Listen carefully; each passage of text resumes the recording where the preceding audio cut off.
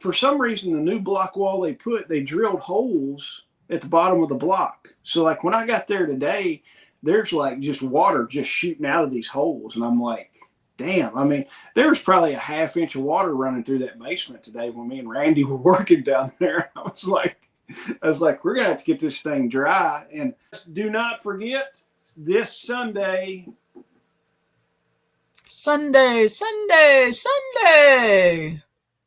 This Sunday, the 22nd, we are going to be live on YouTube and Facebook for a Christmas special. We have no idea what we're going to do for the Christmas special, but it'll be a Christmas special.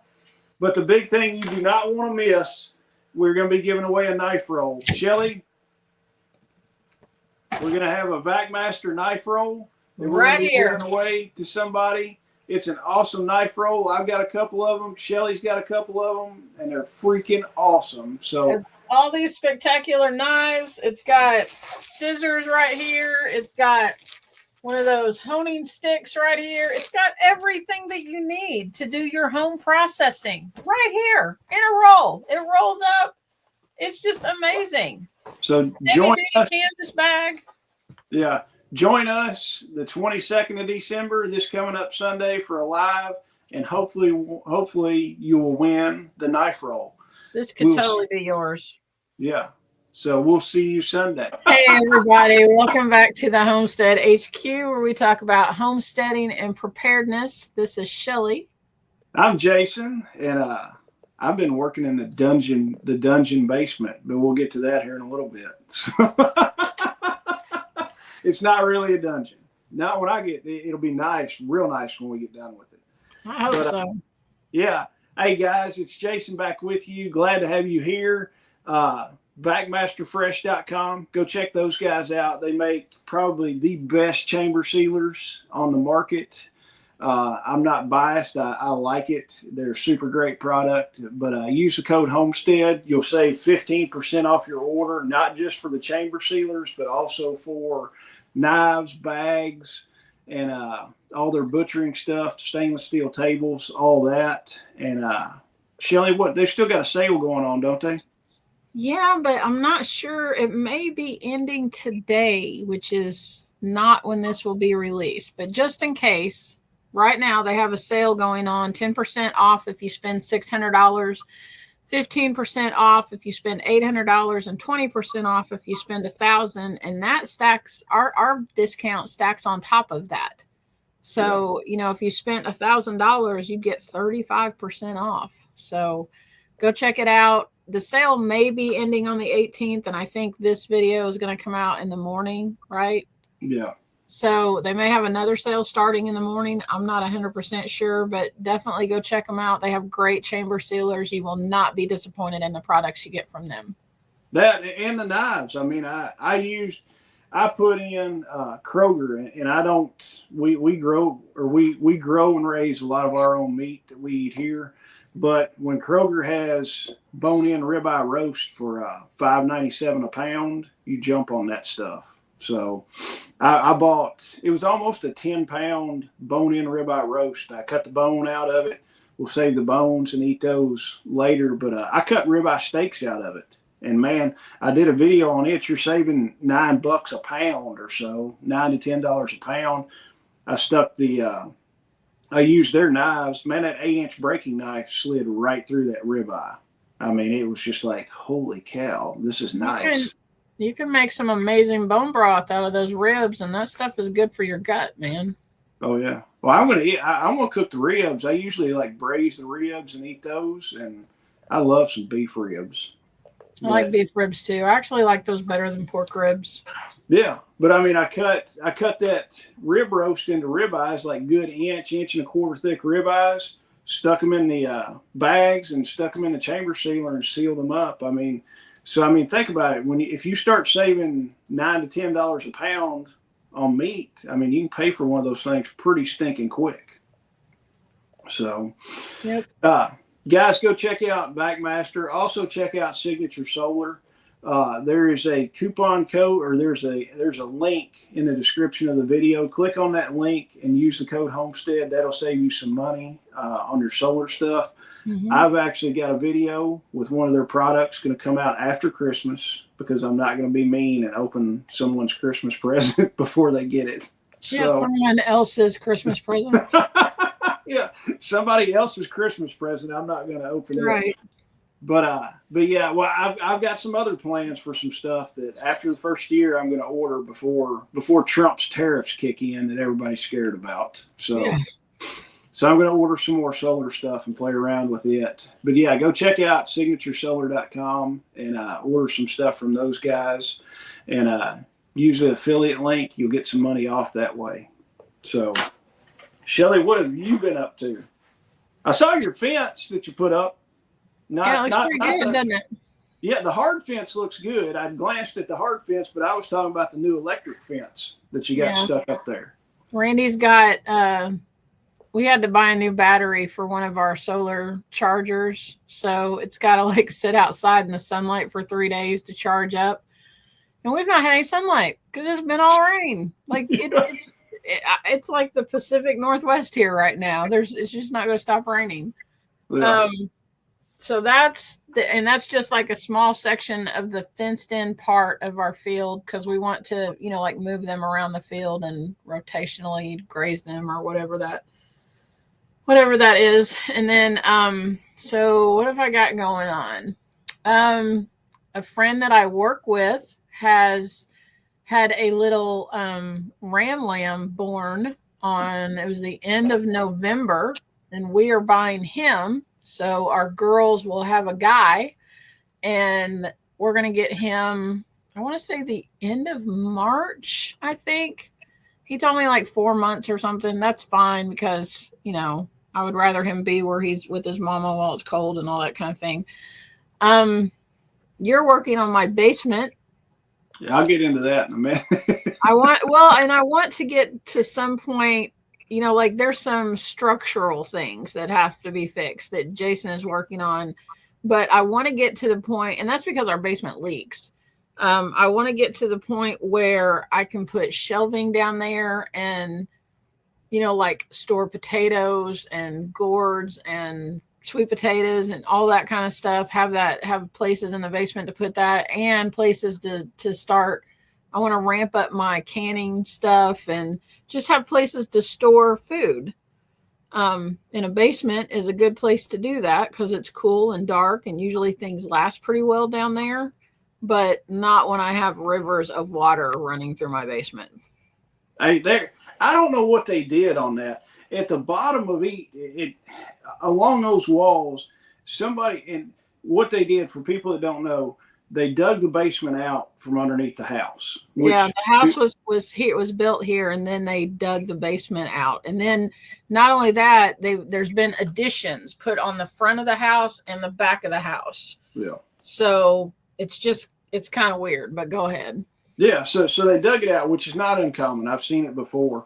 But for some reason, the new block wall they drilled holes at the bottom of the block. So like when I got there today, there's like just water just shooting out of these holes. And I'm like, damn, I mean, there's probably a half inch of water running through that basement today when me and Randy were working down there. I was like, we're going to have to get this thing dry. And what concerned me was when I looked at it originally, I peeked over in one of those corners and I'm like, oh crap. And you're like, what? I was like, it's just a void underneath there. There's nothing in that corner of the house holding the footings up. And I'm like, we've got to get something in there. So originally I was like, it'll probably take 40 bags of concrete and 50-pound sacks is what I was figuring to do it. So now this house, I mean, this house was built like in 1950. It's been here for a really long time. It's not, it's not falling down around our ears or anything. It's nothing like that, but it is like, you're right. These things need to be fixed if we want it to last longer, I guess. And it's just where water has eroded that is what it is. It's nothing that anybody did or neglect or anything like that. Realistically, if water wasn't coming in the basement, you would have never known. Right. So I mean, I like originally I figured, I was like, it'll probably take 40 bags of concrete to pour in there and fill that up. We went through 50 bags already, Yeah, you brought 20 the first day and 30 Yeah.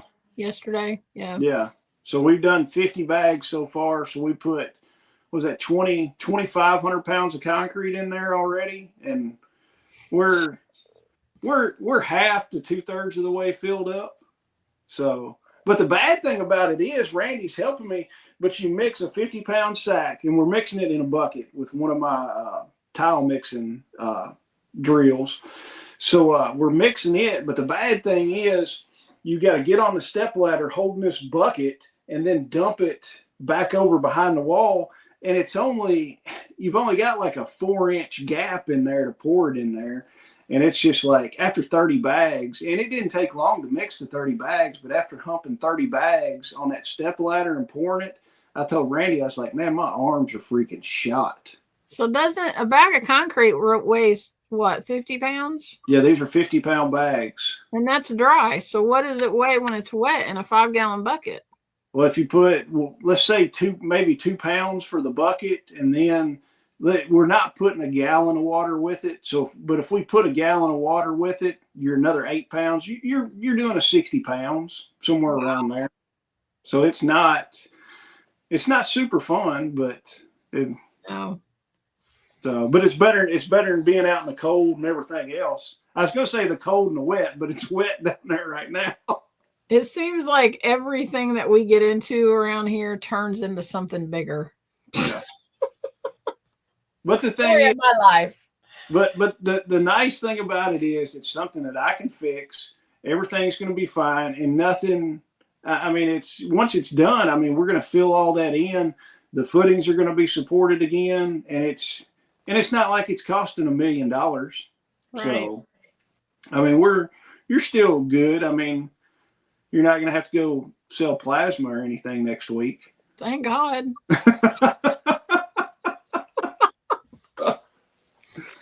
But yeah, I'm going to be back up there tomorrow. Probably bring another 30 bags in, and Randy and I'll screw around and mix another 30 bags. But I came home today and he was like, all the lights were out in the house. The TV was on and it was really loud. And he's sitting on the couch and he is like out cold because like he worked all night last night. Yeah, and you got here this morning. He hasn't been to bed. Yeah. And he was out cold and I woke him up and I was like, dude, go to bed. I said, we got to do this podcast. I was like, just go to bed. And he's like, no, I'm going to sit here. I'm just going to sit here. And if I get sleepy, and I know when I walk out of this room, he's going to be out cold on the couch again. I'm like, just go to bed. You've been up since like 1:30 yesterday. Go to bed. Yeah. Hey, I'm bad about that too. But now I tell you what, last night I went to bed at 9:00. That's the first time I went to bed at 9:00, and I don't know when. I am almost always in bed. I'm usually in bed by about 8:15 and asleep by 9:00 because I'll listen to a book on my Audible thing or something, and I usually fall asleep before because I can set a timer on my Audible app to shut off, and I usually fall asleep before the timer goes off because I get up at 4:30 every morning. So, I've reached that point in my life, and I don't care. I mean, if I would have known, like seriously, as a toddler, all the naps I had to take, and I bitched and moaned about that, make me go take a nap. Just somebody, please make me go take a nap for real.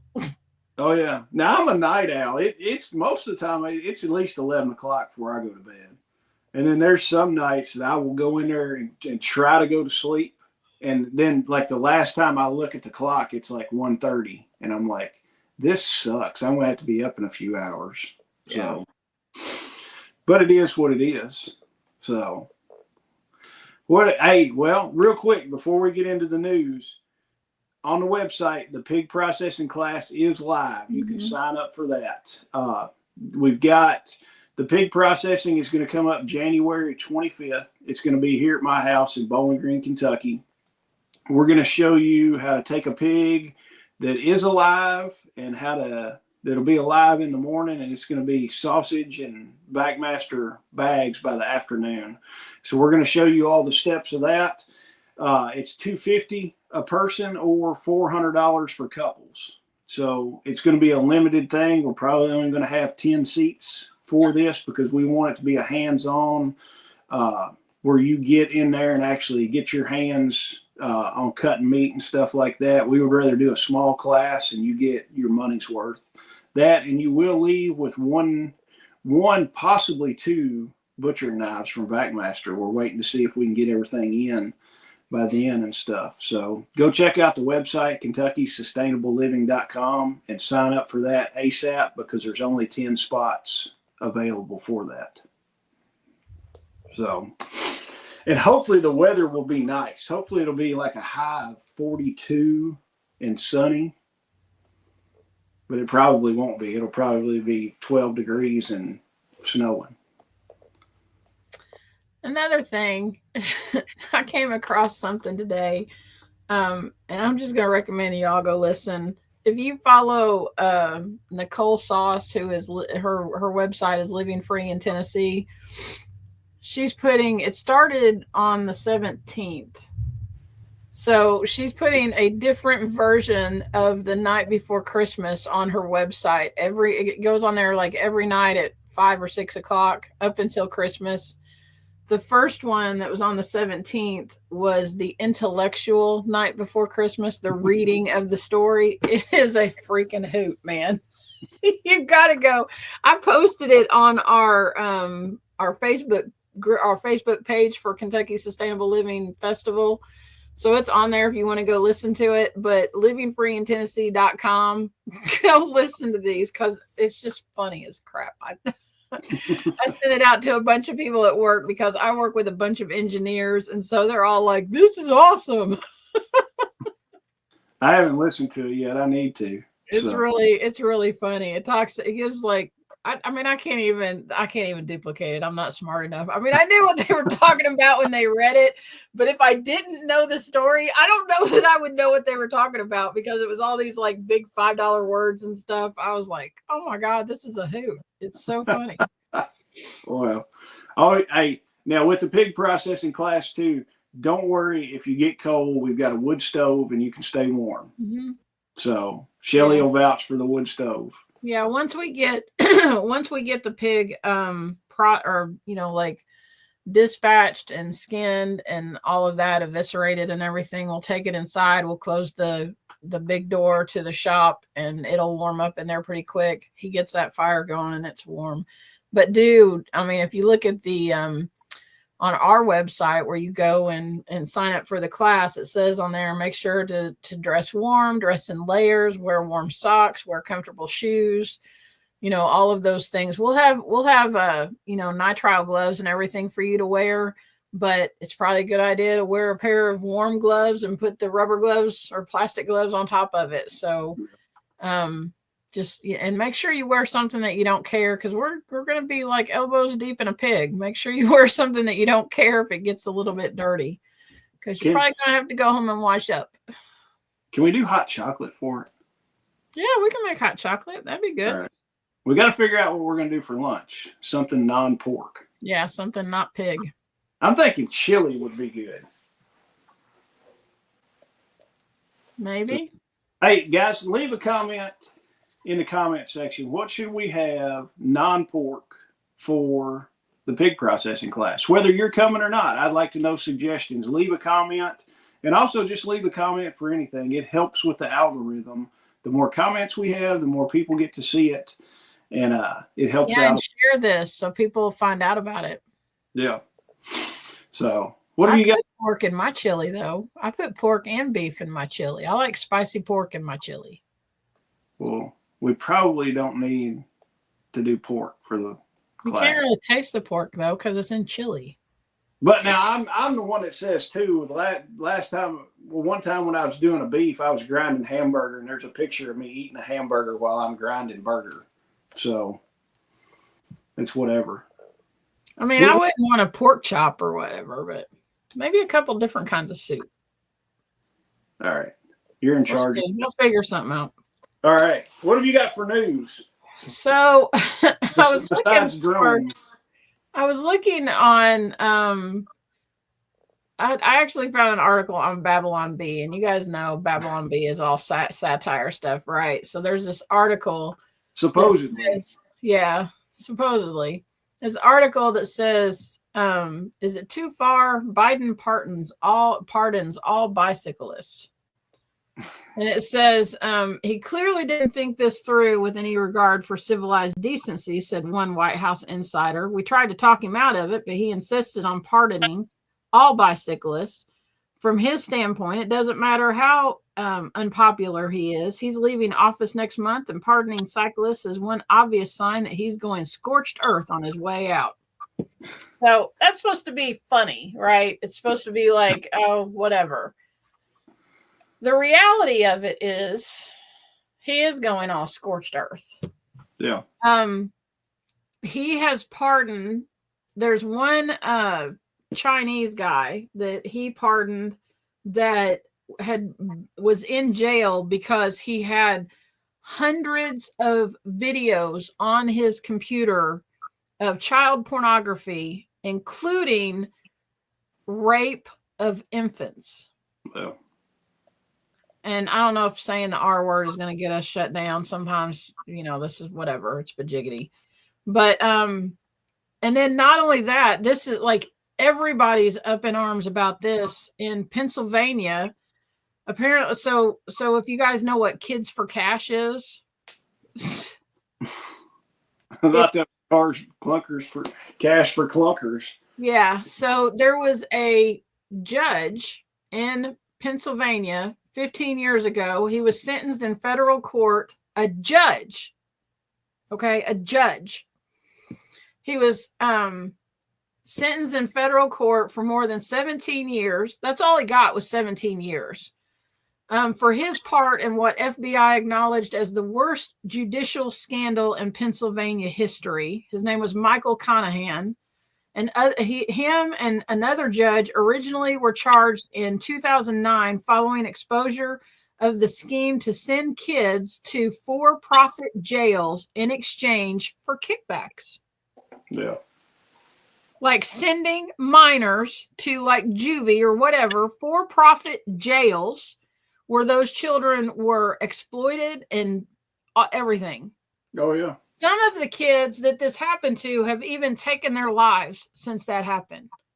So that happened 15 years ago. He was sentenced to 17 years. He would get out in 2 more years. The 17-year thing is freaking ridiculous. I mean, he should not even be out of jail anytime soon. But now he is out altogether because Biden let him go. Oh, Biden yeah. gave him clemency. Well, it's I don't know. It's a whole 2-tier justice system, and I'll scratch your back or something like that. I mean, Lord, if somebody, you get more time for tax evasion than you will doing what they're talking about, sending kids up the river to the for-profit jails. I've always said before that, if you get in trouble for murdering somebody as opposed to tax evasion, I'll take the murder charge because you'll get less time. Right. So, but yeah, he's going to do what he's going to do. There's nothing you can do about it.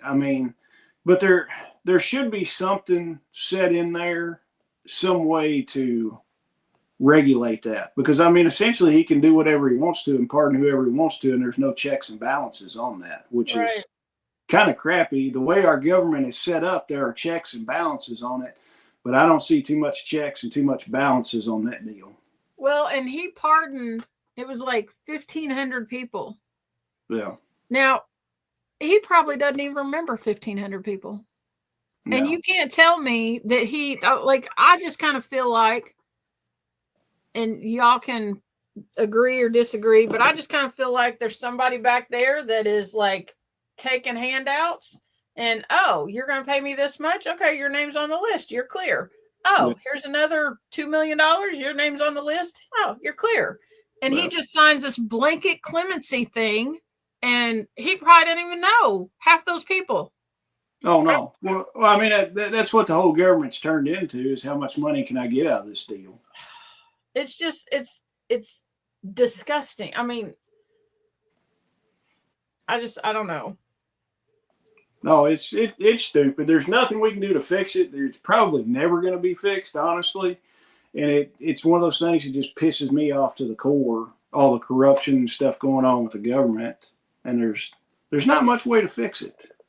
So what doesn't make sense to me is that we have a judicial system and we're supposed to believe in, the justice of the judicial system. And this dude was sentenced, should have been more in my opinion, but he was sentenced to 17 years by a jury of his peers. Yeah. And that doesn't even matter.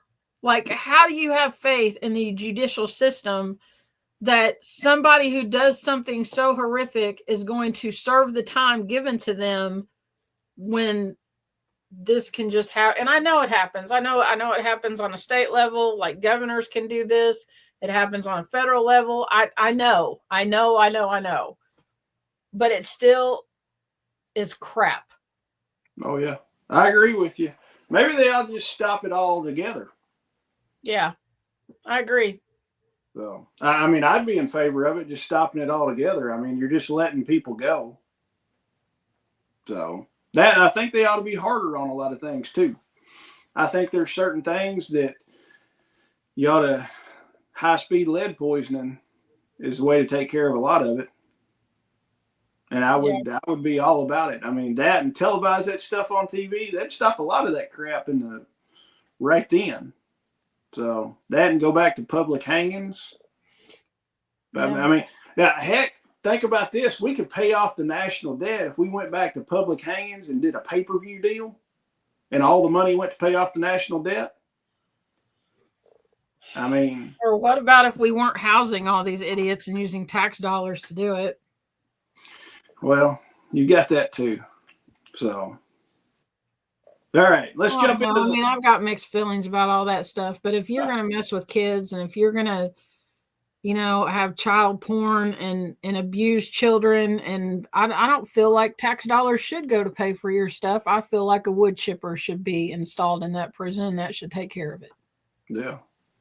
Or like one of the good stationary, like mulch grinders, like the tub grinders. Yep. They've got those where you pick the stuff up with a clamshell bucket and drop it in. Yep. That'd be cool as shit to watch. I don't know about watching it, but I'm cool with it happening. I mean, I'd watch it. I'll buy pay-per-view for that. So maybe sell tickets. Do like the Rome Coliseum.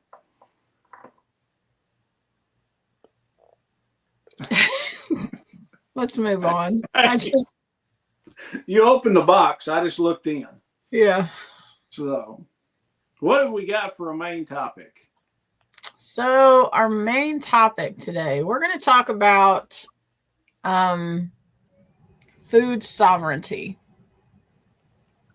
So, what exactly does food sovereignty mean? And you're going to see me looking over here at my computer because I have a lot of notes. We were prepared. We actually made notes for this. Yeah. So what exactly is food sovereignty? Food sovereignty is the right of people and communities to control their own food systems, how food is grown, distributed, and consumed. So think about, do you know where your food comes from? I remember the very first time that we processed chickens here at our house. Randy and I and two of our daughters went in together and bought we had like 72 birds or 72 chicks that we bought from a hatchery. And that's back when I built our PVC chicken tractor that you see on my channel. And so we raised those chickens and then and grew them out, and they were roosters, and we grew them all out, and we bought a chicken plucker. I mean, this is before I ever met Jason. It's, we had never done that before. It took us 2 days to process most of those chickens. And then we just split them 3 ways. And I remember our oldest grandson, Troy, he was maybe 7 or 8 at the time. And he came out there to the barn, and Jessica asked him if he wanted to help us to process the chickens. And he said no, that he just wanted to watch. And then our next oldest grandson, who was a year younger than him, he was like, why are you doing that? And Troy looked at him and said, do you not know? He said, don't you like to eat chicken nuggets? And Jackson said, yeah. And he goes, well, this is where they come from. Yeah. And I mean, you know, he understood. He didn't want to take part in killing a bird, which it's fine. But he understood, and he knows when we process pigs here, we process chickens, whatever we do, he knows that that's going to put food on our table, that's where that comes from. Yeah. So and it goes past the security part to more of how the food's grown and what you can do with the food supply, essentially. You know, that's one of the nice things about it, decision making and stuff like that. Yeah. So the core principles of food sovereignty are to prioritize local food producers over corporate agribusiness, protect traditional farming knowledge and biodiversity, and promote environmental sustainable practices. So that it doesn't mean that you have to make everything. This is what Jason and I and everybody that we know, we're always talking community, community, community, and building those resources that you have in your community, because, you know, maybe I'm a chicken farmer. I'm not, but maybe I'm a chicken farmer. And so you get your eggs and your chicken meat from me, and Jason raises sheep. And so you get, you know, mutton or whatever from him. And then you've got somebody over here that raises cows, and you get beef from them, and you can just trade or barter back and forth, but you know where your food is coming from. Yeah. And that, I mean, really it ties into permaculture stuff too, because yes, if you look at it, you're going against corporate ag business for the smaller stuff. You're protecting traditional knowledge and diversity, you know, to where it's not just a monocrop system through this whole field. And then environmental practices, you know, sustainable practices, which all that kind of bundles up into a bundle of permaculture stuff. Yep. So, I mean, that's the nice thing. Permaculture encompasses a lot of different things, not just the hippy dippy stuff. So, well, and not only the things that you just listed, but what about traditional farming practices?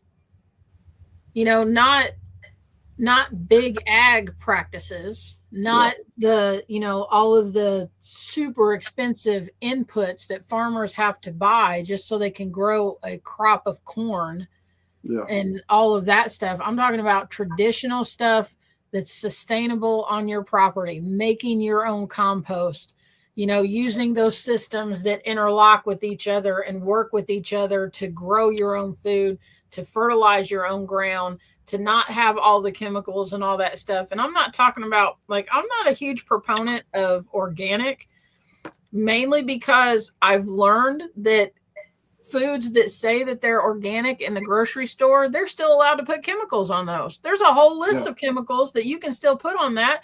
And some of those chemicals contain carcinogens. So how is that organic? If it's going to have something in it that can harm me, that's not organic to me. So organic, having that label on it means nothing to me, for real. Oh, yeah. But if I have, I mean, I'm not certified organic, but I know the stuff that I grow out here, I don't put chemicals on my food. I don't put chemicals in my ground. I fertilize with rabbit poop and compost, and that's how I grow things. And for the most part, what I do here is trial and error. I mean, sometimes I have a tremendous crop of potatoes, and sometimes I have a really crappy crop of potatoes. But I learn from my mistakes. So when it gets to the point that maybe that's the only way I can get my food, I kind of know what I'm doing, you know?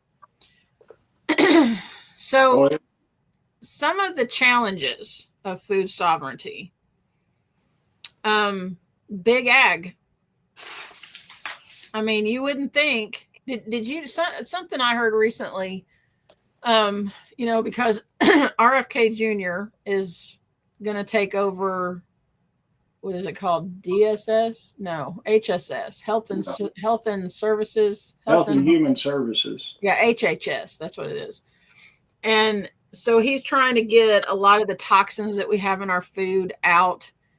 I learned today in an article that I read, it said that this is why Europe does not accept our food. Yeah.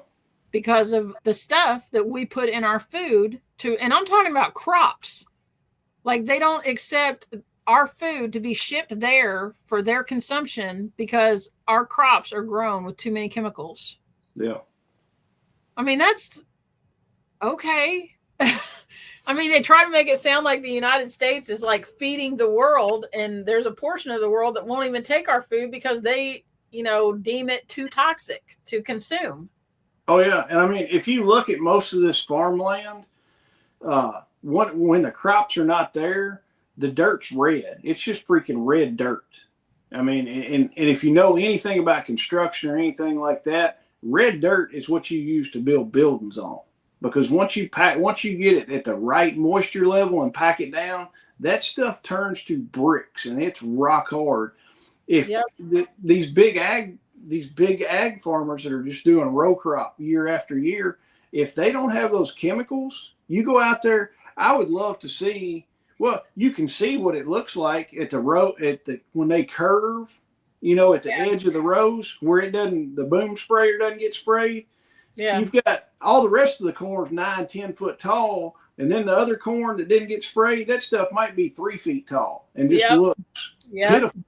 So without all these chemicals, there's no way that they can grow. The only thing they're going to grow out there is weeds without spraying stuff on it. Right. Exactly. So, and they're constantly in that cycle of pumping more fertilizer and pumping more stuff into that ground, and they're killing. There's no soil life whatsoever in there. Right. There's no diversity. The only thing that's out in those cornfields most of the time is some deer that are munching on corn. There's no quail. There's nothing else out there. So. Yeah. Another one of the challenges for food sovereignty is access issues. You have land access. More and more, we're selling off farmland and building subdivisions. Or to the Chinese. The Chinese are buying our land. And then the third challenge is climate change.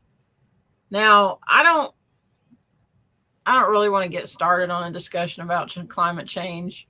I'm one of these people that I kind of think that nature works in patterns or cycles. And, like if you study back, I mean, I remember studying in school, we had ice ages over different millennia and all that kind of thing. And I think that that's kind of how that works. But there are when you have a hurricane that comes through Tennessee and Western North Carolina and devastates that area, I can't help but think that there's like some climate change stuff that happens that's not part of that normal cycle thing. Well, and I'll just leave that there. You decide what you want about that. With the climate change deal, I don't believe in man-made climate change. I don't think that there's anything that man can do to keep us from having an ice age. Possibly. Right. I don't either. But I am kind of the opinion that man is trying to manipulate some things. Now, I believe in government-controlled climate change because like we see it all the time. I mean, well, that's the same as man-made. Well, yeah. But when they say man-made, they're talking about everybody out there, doing stuff. I'm talking about HARP and the government cloud seeding and all that. I don't think cows out there farting in a field is going to change whether or not we have an ice age or whether or not the planet gets warm. I don't see that. I agree with what you're saying though, because it's not. Yeah.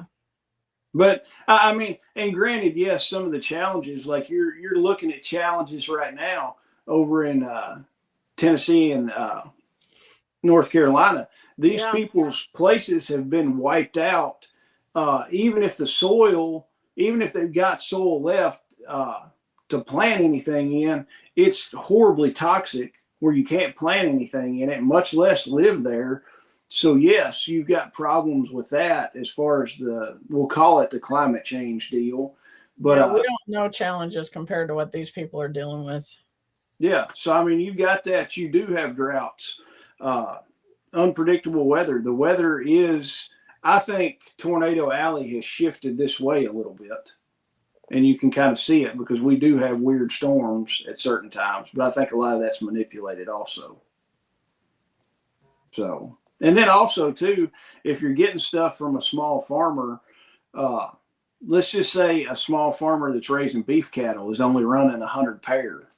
100 head of cattle. If something happens with that, yes, it's going to affect your local supply a lot more than this big manufacturer that's running, 30,000 head of cattle through in his feedlot. If he loses 10 or 15 cows, feeder calves or something, that's not going to affect him as much as a guy just running 100 head will. So the scalability on that is a big thing to watch out for. But then also have a backup plan. If something really goes bad with that one guy, have a backup plan where you can still get your beef. Yeah. So how can you support food sovereignty? What can you do? Especially if you are not growing your own stuff, or you don't have the land space to grow your own meat or raise hogs or chickens. What can you do? One of the things that you can do is shop local, buy from a farmer's market, check out CSAs. I don't know if any of y'all are familiar with that. It's a community supported agriculture.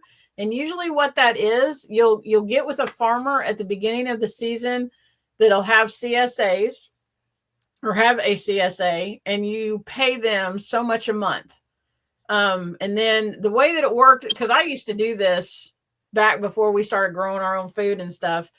I paid a lady at the farmer's market, I want to say it was like $75 a month or something like that.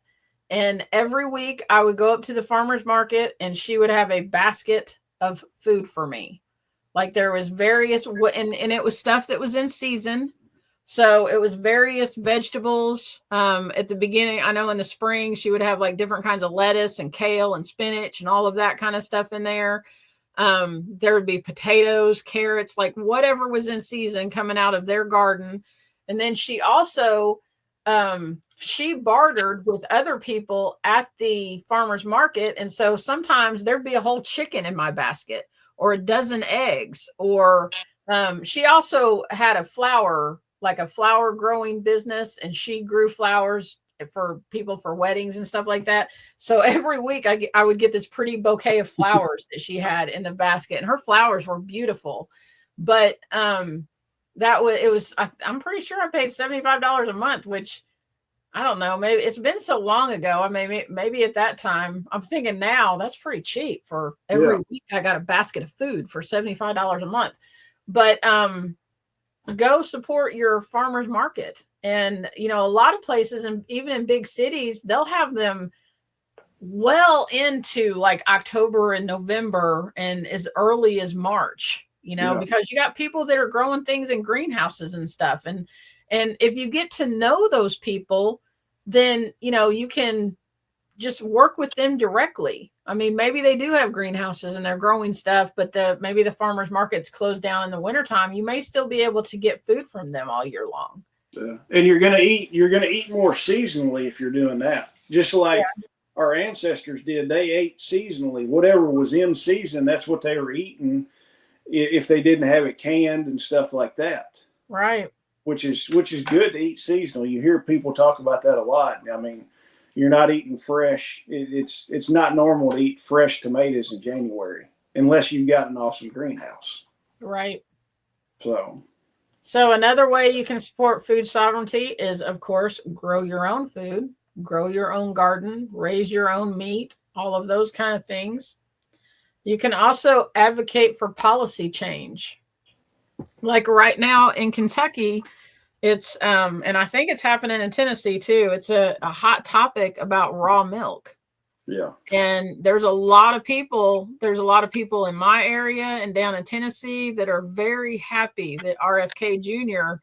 is coming into that position because he is also an advocate for raw milk. So advocate for policy change. Get the people in office who think, that are doing the things that you want to see. Be the ones that support them, or even run for those offices yourself. Yeah, I mean the whole grow your own stuff. That's the biggest thing for me that I like. That's the biggest thing that I would push, because even if you got an acre, you can still do a lot of stuff on an acre. I mean, you can do a whole lot of stuff. You're not going to be 100% self-sufficient raising everything you need on an acre, but you can start. And then, and it going back what Shelly talked about too, growing and doing your community stuff. If you can't get it from there, you've got somebody that you can get it from.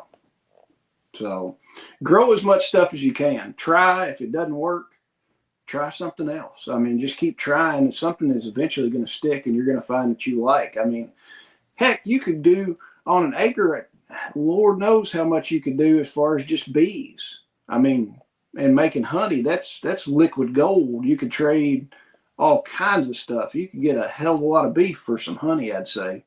Yeah, probably. Another thing that you can do is educate yourself. Jessica Sowers from Roots and Refuge Farm, she always says, use this time, if you don't have your farm yet, or you don't have a lot of land or whatever, that use this time as your classroom to learn how to do things. But if you follow, who's the permaculture guy that Billy is always talking about? Eric Sider. Yeah, if you follow Eric Sider, he lived like in an apartment with a balcony and still did permaculture out on his balcony. He had fish on his balcony. You can figure out how to make it work. You can do those things and begin to learn how to grow things and how weather works and all of that kind of stuff. And then the last one on the list is support farmer advocacy groups. So look into seeing, I've seen something on Facebook the last couple of days, and it said that there was a lot of beef farmers that were banding together to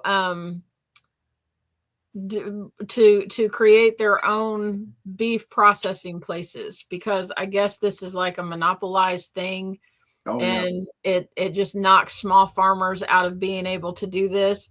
Support those things when those are happening. And the way that you support them is you buy from them. Yeah. If you don't grow your own beef, buy it from a local farmer who is growing that beef the way that you want your meat to be grown. What grass fed is the big popular thing. And, if they're legit farms and they stand behind their product, they will let you come out and visit their place. And you can see how their animals are raised, and you can see how they're, processed and all that kind of stuff, which in Kentucky, you can process your own meat for your own consumption, but you can't process, like I cannot process a pig and sell it to Jason. He's over here. I'm always pointing in the wrong direction. I cannot process a pig and sell it to Jason. It has to be a USDA certified inspector on site, a USDA certified butcher, all of that for meat. So I could raise pigs and take them to a USDA certified butcher and him process them. And then I take those packages back and I can sell them at the farmer's market. You're allowed to do that. But there's a lot of expense and middleman stuff that happens with that. But if you, here where we live in Kentucky, there are butchers around here and farms that raise their own meat, butcher their own meat on their place. They have inspectors and all that stuff. And you can go out and see how those animals are raised. Go and make those connections and make those people part of your community. And then you've got that next level of resilience that Jason was talking about, having a backup plan. Yeah, exactly. I mean, that's the big thing. Try to grow as much as you can on your own and then find those local connections. I mean, in Kentucky, you can do, if you don't want to do the USDA route, you can buy a whole pig. I can go to Shelly's house and buy a pig from her and take it to a custom exempt butcher, and he can do everything I want, and you're still perfectly legal. I mean, heck, Shelly can take the pig and do everything. I could call her and be like, hey, I want like a 275-pound finished pig. I want you to take it there. We set up how much it's going to cost. She delivers the pig. I pay the butcher, and I go pick up packages of meat. And the only difference between that and the USDA certified, is a guy in a white coat came in and looked at it, and half the time they don't care. Yep. So they're just there to get a paycheck. So yeah. But yeah, I mean, there's tons of small farmers and stuff like that. I mean, especially in Bowling Green, it seems like you can't hardly throw a rock without finding a small producer of a farm, somebody that, you know, they're growing their own stuff there. They're selling beef, they're selling eggs, they're selling, you know, poultry raised chicken, stuff like that. They're everywhere. So as we wrap this up, this is our challenge to you. At some point this week, to support food sovereignty, go visit a local farm stand or a local farm, or start a conversation about food or origins. Start talking to the people in your family. Do you know where your food comes from? When you look at the package or the label on a package of food, can you even pronounce those words? Because if you can't pronounce those words, you don't need to be eating that mess. Yeah. And then the last thing, plant something in your backyard or your windowsill. I know it's winter months, but like right now, I had a recipe at Thanksgiving for jalapeno cranberry salsa. I love this stuff. And so I make it for Thanksgiving every year. But one of the ingredients that goes in it is green onions. So I purchased a bunch of green onions because I didn't have any. And it takes fresh green onions. I chopped them all the way down to the green onion part. Did you know that you can set green onions in water and put them in your windowsill and grow new green onions? Really? Without any dirt. I need to do that. And you can keep chopping them down. Every time you need them, you just chop off the green part that you need, put them back in the water, and they'll grow another green onion. I love green onions. I do too. I mean, I'm not an onion fan, like, you know, big chunks of onion, but I love green onions and stuff. Grow something in your windowsill. I challenge you this week. Hey, and we're in wintertime. Right now is the best time to plant fruit trees. Yes, it is. I mean, go out and plant fruit trees. I mean, and then in the springtime, grab your strawberries and put your strawberry plugs out there. So, yep. And have massive amounts of strawberries, just like those strawberries that we planted last time. They didn't do much this fall, but I think springtime they're going to be hopping. They'll be coming in like gangbusters. Yeah. And I mean, you can throw comfrey out right now. Get comfrey roots. Mm-hmm. You can put roots in, and I mean, it's not going to hurt a thing. Essentially, Billy always says, as long as you can dig in the dirt and it's not frozen, you can put comfrey in the ground. Yeah. And that stuff grows like gangbusters. So, but yeah, guys, do that. Go out there, find a local farmers market that's going around. Check on Facebook. I mean, Facebook's a great place to find small farms. I mean, they're stinking everywhere. Join some of these groups and you can find smaller farmers. There's been no telling how much stuff I found on Facebook, smaller farmers and the like. Yep. So, but yeah, guys. A final thought that I have, I want to read this. It said, food sovereignty isn't just about food. It's about empowering communities, protecting the planet, and preserving traditions. Together, we can create a food system that works for everyone. I agree. All right, guys. We will see you Sunday for a live. Bye. Bye.